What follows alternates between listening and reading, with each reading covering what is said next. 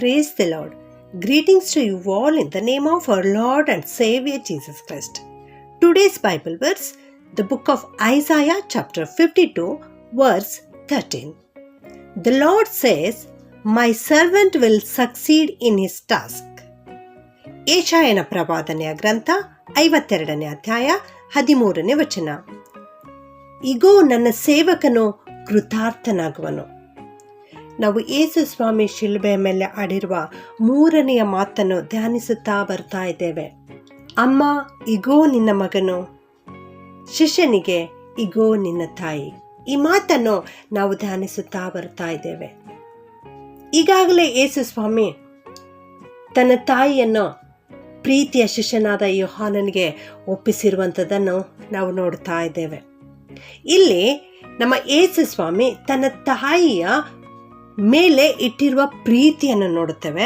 ಅಷ್ಟು ಮಾತ್ರವಲ್ಲದೆ ಯೇಸು ಸ್ವಾಮಿಯ ದೂರದೃಷ್ಟಿಯನ್ನು ಕೂಡ ಇದು ನಮಗೆ ಎತ್ತಿ ತೋರಿಸುತ್ತದೆ. ಪ್ರಿಯರೇ, ತಾನು ಹೋದ ಮೇಲೆ ನಮ್ಮ ತಾಯಿಯನ್ನು ನೋಡಿಕೊಳ್ಳುವವರು ಯಾರು ಎನ್ನುವ ದೂರದೃಷ್ಟಿಯನ್ನು ಇಲ್ಲಿ ಯೇಸು ಸ್ವಾಮಿಯು ನೋಡುತ್ತಾ ಇದ್ದಾರೆ.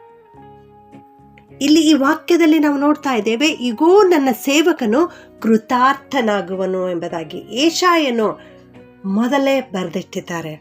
ಏನೆಂದರೆ, ನನ್ನ ಸೇವಕನು ಕೃತಾರ್ಥನಾಗುವನು ಅಂದರೆ ವಿವೇಕಿಯಾಗಿ ಕಾರ್ಯವನ್ನು ಸಾಧಿಸುವನು ಎಂಬುದಾಗಿ. ಅಂದರೆ ತನ್ನ ಜ್ಞಾನದಿಂದ, ವಿವೇಕದಿಂದ, ಒಳ್ಳೆತನದಿಂದ ತನ್ನ ಕಾರ್ಯವನ್ನು ಸಾಧಿಸುವನು. ಇಲ್ಲಿ ಮರಿಯಳ ಕುರಿತು ಯೇಸು ಸ್ವಾಮಿ ಮಾಡಿರುವ ಕಾರ್ಯವನ್ನು ನಾವು ನೋಡುತ್ತಾ ಇದ್ದೇವೆ. ಮರಿಯಳು ಯೇಸು ಸ್ವಾಮಿಯನ್ನು ಚೆನ್ನಾಗಿ ಅರ್ಥ ಮಾಡಿಕೊಂಡಿದ್ದಳು. ಈ ರೀತಿ ಬೇರೆ ಯಾರೂ ಕೂಡ ಯೇಸು ಸ್ವಾಮಿಯನ್ನು ಅರ್ಥ ಮಾಡಿಕೊಂಡಿರಲಿಲ್ಲ. ಹಾಗೆಯೇ ಇಲ್ಲಿ ಯೋಹಾನನು ಯೇಸುವಿನ ಪ್ರೀತಿಯನ್ನು ಚೆನ್ನಾಗಿ ಗ್ರಹಿಸಿಕೊಂಡಿದ್ದನು. ಈ ಯೋಹಾನನಂತೆ ಬೇರೆ ಯಾವ ಶಿಷ್ಯರು ಕೂಡ ಯೇಸು ಸ್ವಾಮಿಯ ಪ್ರೀತಿಯನ್ನು ಗ್ರಹಿಸಿಕೊಂಡಿರಲಿಲ್ಲ. ಆದುದರಿಂದ ಇಲ್ಲಿ ಯೋಹಾನನಿಗಿಂತ ಹೆಚ್ಚಿನ ಆತ್ಮೀಯರು ನನಗೆ ಸಿಗಲಿಕ್ಕೆ ಸಾಧ್ಯವಿಲ್ಲ ಎಂಬುದಾಗಿ ಆಲೋಚಿಸಿ ತನ್ನ ತಾಯಿಯನ್ನು ನೋಡಿಕೊಳ್ಳುವ ಜವಾಬ್ದಾರಿಯನ್ನು ವಹಿಸಿಕೊಡ್ತಾ ಇದ್ದಾರೆ. ಇವರಿಬ್ಬರು ಒಂದೇ ಕಡೆಯಲ್ಲಿ ಜೀವಿಸುವುದು ಯೋಗ್ಯ ಎಂಬುದಾಗಿ ಮುಂದಾಲೋಚನೆಯನ್ನು ಮಾಡುತ್ತಾರೆ. ಅಷ್ಟು ಮಾತ್ರವಲ್ಲದೆ ಮುಂದೆ ಯೋಹಾನನಿಗೆ ಒಂದು ಗೌರವಯುತವಾದ ಜವಾಬ್ದಾರಿ ಕೊಡಲ್ಪಡಲಿಕ್ಕಿದೆ. ಮುಂದಿನ ಕೆಲವು ವರ್ಷಗಳಲ್ಲಿ ಯೋಹಾನನಿಗೆ ಹೆಚ್ಚಿನ ಪ್ರಕಟಣೆಯನ್ನು ದೇವರು ಕೊಡಲಿಕ್ಕಿದ್ದಾರೆ. ಇದನ್ನ ಯೇಸು ಸ್ವಾಮಿ ಗ್ರಹಿಸಿಕೊಂಡಿದ್ದರು. ಇಲ್ಲಿ ಮರಿಯಳ ಪ್ರೀತಿಯ ಒಡನಾಟ ಯೋಹಾನನನ್ನು ಮುಂದಿನ ದಿನಕ್ಕಾಗಿ ಸಿದ್ಧತೆ ಮಾಡುತ್ತದೆ ಮತ್ತು ಕಾಪಾಡುತ್ತದೆ ಎಂಬುದಾಗಿ ಇಲ್ಲಿ ಯೇಸು ಸ್ವಾಮಿ ಅರಿತುಕೊಂಡಿದ್ದರು. ಅಷ್ಟು ಮಾತ್ರವಲ್ಲದೆ ಮರಿಯಳಿಗೂ ಕೂಡ ಆ ಪ್ರೀತಿಯ ಶಿಷ್ಯನಿಂದ ಆಶ್ರಯ ದೊರೆಯುತ್ತದೆ ಎಂಬುದಾಗಿ ಯೇಸು ಸ್ವಾಮಿ ನೆನೆಸಿ ವಿವೇಕತನದಿಂದ ಮುಂದಾಲೋಚನೆಯುಳ್ಳವರಾಗಿ, ದೂರದೃಷ್ಟಿಯುಳ್ಳವರಾಗಿ ಈ ಕಾರ್ಯವನ್ನು ಮಾಡಿದ್ದಾರೆ. ತನ್ನ ಪ್ರೀತಿಯ ಶಿಷ್ಯನಿಗೆ ಯೇಸು ಸ್ವಾಮಿ ತನ್ನ ತಾಯಿಯನ್ನು ಒಪ್ಪಿಸಿಕೊಡ್ತಾ ಇದ್ದಾರೆ. ಇಲ್ಲಿ ಶಿಲ್ಬೆ ಮೇಲೆ ಯೇಸು ಸ್ವಾಮಿಯು ನಮ್ಮೆಲ್ಲರ ಪಾಪಗಳಿಗಾಗಿ ಅರ್ಪಿಸಿಕೊಡ್ತಾ ಇದ್ದಾರೆ. ಈ ರೀತಿ ಈ ಲೋಕದಲ್ಲಿ ಹಿಂದೆಯೂ ಕೂಡ ಯಾರೂ ಮಾಡಿಲ್ಲ, ಮತ್ತು ಮುಂದೆಯೂ ಕೂಡ ಯಾರೂ ಮಾಡಲಿಕ್ಕೆ ಸಾಧ್ಯವಿಲ್ಲ. ಪ್ರಿಯರೇ, ಇಲ್ಲಿ ದೇವರ ಕೋಪವನ್ನು ತಣ್ಣಗೆ ಮಾಡಲಿಕ್ಕೆ ಯೇಸು ಸ್ವಾಮಿ ತನ್ನನ್ನು ತಾನು ದಂಡನೆಗೆ ಒಪ್ಪಿಸಿಕೊಡ್ತಾ ಇದ್ದಾರೆ. ಇಂಥ ಒಂದು ಮಹತ್ತಾದ ಕಾರ್ಯವನ್ನು ಮಾಡುತ್ತಿರುವಾಗಲೂ ಕೂಡ ಯೇಸು ಸ್ವಾಮಿ ತನ್ನ ಜವಾಬ್ದಾರಿಯನ್ನು ಮರೆತು ಹೋಗಿಲ್ಲ. ತನ್ನ ತಾಯಿಯ ಬಗ್ಗೆ ಇರುವ ಕರ್ತವ್ಯವನ್ನು ಇಲ್ಲಿ ನಿರ್ವಹಿಸುತ್ತಾ ಇದ್ದಾರೆ. ಇಲ್ಲಿ ನಾವು ಕಲಿತುಕೊಳ್ಳುವ ಪಾಠ ಏನೆಂದರೆ, ನಮ್ಮ ಕೆಲಸದಲ್ಲಿಯೂ, ನಮ್ಮ ವ್ಯಾಪಾರದಲ್ಲಿಯೂ, ನಮ್ಮ ಉದ್ಯೋಗದಲ್ಲಿಯೂ ನಾವು ಏನೇ ಮಾಡುತ್ತಾ ಇರುವುದಾದರೂ ಕೂಡ ನಮ್ಮ ಕುಟುಂಬದವರ ಬಗ್ಗೆ ಪ್ರೀತಿಯನ್ನು ತೋರಿಸುವಂಥವರಾಗಿರಬೇಕು. ನಮ್ಮ ಕುಟುಂಬದವರ ಬಗ್ಗೆ ಕಾಳಜಿಯನ್ನು ತೋರಿಸುವಂಥವರಾಗಿರಬೇಕು.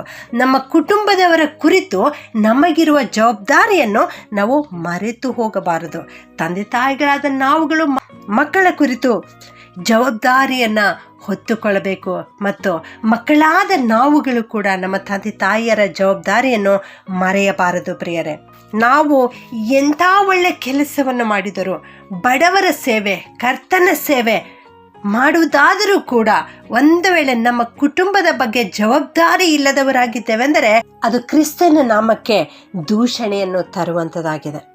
ಇಲ್ಲಿ ಯೇಸು ಸ್ವಾಮಿ ತಾಯಿಯಾದ ಮರಿಯಳ ಬಗ್ಗೆ ನಾವು ನೋಡ್ತೇವೆ. ಆಕೆ ಲೂಕ 1:46-47 ನನ್ನ ಪ್ರಾಣವು ಕರ್ತನನ್ನು ಕೊಂಡಾಡುತ್ತದೆ, ನನ್ನ ಆತ್ಮವು ನನ್ನ ರಕ್ಷಕನಾದ ದೇವರ ವಿಷಯದಲ್ಲಿ ಉಲ್ಲಾಸಗೊಂಡದೆ ಎಂಬುದಾಗಿ ದೇವರನ್ನು ಕೊಂಡಾಡ್ತಾ ಇದ್ದಾಳೆ. ಹೌದು, ಆಕೆ ಸ್ತ್ರೀಯರಲ್ಲಿ ಧನ್ಯಳೆ.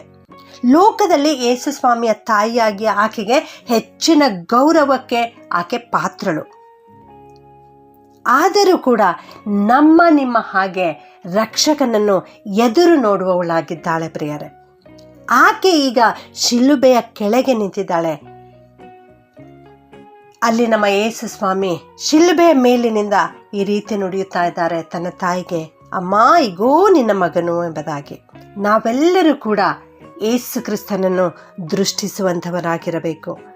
ಅಗೋ ಯಜ್ಞಕ್ಕೆ ದೇವರು ನೇಮಿಸಿದ ಕುರಿ, ಲೋಕದ ಪಾಪವನ್ನು ನಿವಾರಣೆ ಮಾಡುವವನು ಎಂಬುದಾಗಿ ಯೋಹಾನನು ಸಾಕ್ಷಿ ಕೊಟ್ಟ ಹಾಗೆ ನಾವೆಲ್ಲರೂ ಕ್ರಿಸ್ತನ ಕಡೆಗೆ, ಕ್ರೂಜೆಯ ಕಡೆಗೆ ದೃಷ್ಟಿಸಿ ನೋಡಬೇಕು ಪ್ರಿಯರೇ.